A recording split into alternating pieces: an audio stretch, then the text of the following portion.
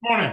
Eric Jefferson presenting the Monday market observations call for September the 19th, 2022. We have, just to kick things off here, a quick note, keep the lawyers happy. To start by recapping last week, we saw stocks down almost 5%. That was an extended sell-off throughout the course of the week, where Friday saw a quadruple witching. That was a series of 4 different derivative contracts expiring. Historically, that has resulted in higher volatility. The main driver of the sell-off last week, though, continues to be, as it's been for some time, the notion that higher prices are here to stay. We saw the August headline CPI reading came in modestly higher. The bigger impact, as we discussed about in this call last week, though, was the core figure that came in significantly higher than expected.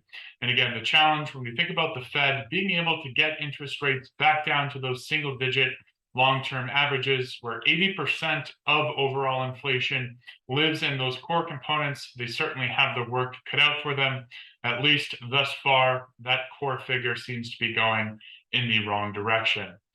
To further compound volatility last week, we actually got a very stark miss on earnings from FedEx. Their CEO also offered a very cautionary note with respect to the outlook for global growth. That certainly weighed on investors in that stock very heavily.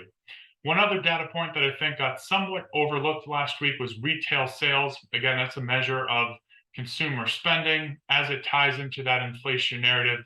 Higher prices typically will curb consumer spending. That has always been the concern that ties back into stagflation, where if prices go up and growth slows, how do you evolve from that environment? More to come there in just a moment. But when we dissect the retail sales data, August was slightly higher. Granted, that was offset by a lower revision the month of July. I think the bigger key piece here is actually when we look at the control group. So similar to the concept of core CPI, where we isolate a few categories, control group for retail sales will look at building materials, gas, and car purchases. That, in theory, offers a purer take on discretionary spending. That was unchanged relative to expectations for a 0.5 percentage point increase. So again, doesn't necessarily suggest that growth was or spending was slowing.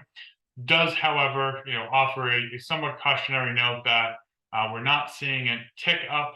That obviously raises the alarm bells of what happens going forward. If retail sales do start to slow, that would have a negative impact on the overall economy. That would certainly then intensify some of those stagflation concerns. But when we think about interpreting the data, certainly think it's way, way too soon to think we're there just yet. It has hinted. Growth has been somewhat underwhelming. Inflation is certainly stickier than expected. If we are going to avoid a hard landing, which is an all-out recession, we will need to see inflation start to fall faster than the rate at which growth is slowing. We're not there yet, but again, do still have some time, do still have some encouraging aspects when we think about inflation potentially coming down. Just need to see those come to fruition and start to have a material impact.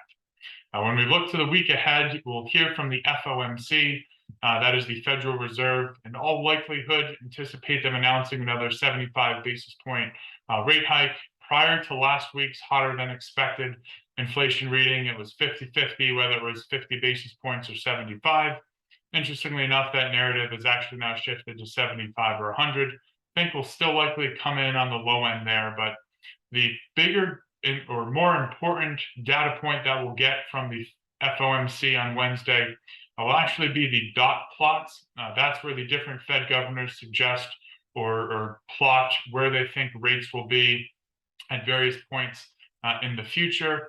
The focus there, where they don't give forward guidance necessarily, the focus will now be on trying to understand what do they believe will be the terminal interest rate, or the rate at which they will reach and then stop hiking. That obviously has implications. The higher it is, the more challenges that presents for the economy. So again, what will that level be based on their expectations today? Granted, the Fed has a very, very long track record of constantly revising their forecasts. However, nonetheless, will be very interesting based upon their expert opinions, get a sense of where they think we are going from here. Also this week, we'll get a variety of housing data. At some point, do expect to start to see some more weakness there. I saw for the first time going back to 2008, mortgage rates on a 30-year over 6%. And that translates to now 35% of the median household income now required in order to afford the median household price. That is the percentage that has continued to tick higher for some time. Ties back to that overall narrative that homeownership is becoming more expensive, in some cases is becoming too expensive. So now what's the alternative? It's to go out and rent. Well, if rent prices continue to go higher and we continue to see more and more people renting based on an overall percentage, goes back to our theme of combating inflation. How is that eventually going to get corrected? So all eyes on that data later this week. Shifting gears on the geopolitical front, both Putin and Ukrainian President Zelensky gave interviews over the weekend. Neither suggested the war would be coming to an end anytime soon. Also, we did see Germany take over 3 Russian oil refineries. I am not a geopolitical expert by any stretch, but certainly that does suggest that tensions are only continuing to escalate there. Will be very, very interesting. When we think about how this all plays out come wintertime, Russia has clearly used their energy as a weapon or bargaining chip with Europe. If no deal is struck or tensions continue to boil over, that could very likely translate to higher commodity, specifically energy costs for Europe, an environment currently challenged today in all likelihood on the brink of recession. On some positive news, we did see a deal struck with the railroad union and railroad organizations. Definitely a big win in the short term for the U.S. economy. Would have been some fairly significant consequences if that deal was not struck and the suggested labor strike ensued. So again, very excited to see that. Side steps were avoided in the short term, but goes back to a concept that we talked about at the beginning of the call. Part of that negotiation was a fairly substantial wage increase for workers. Very excited for those individuals, obviously being able to now bring more of a paycheck home to their families each week. However, it ties into that concept of stickier prices. Again, today we still have more open jobs versus individuals willing to work them. As a result, that puts upward pressure on wages.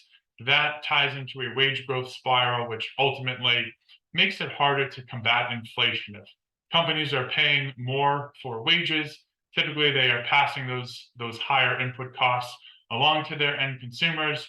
That unfortunately pushes inflation in the wrong direction, as opposed to making progress getting it back to those long-term averages.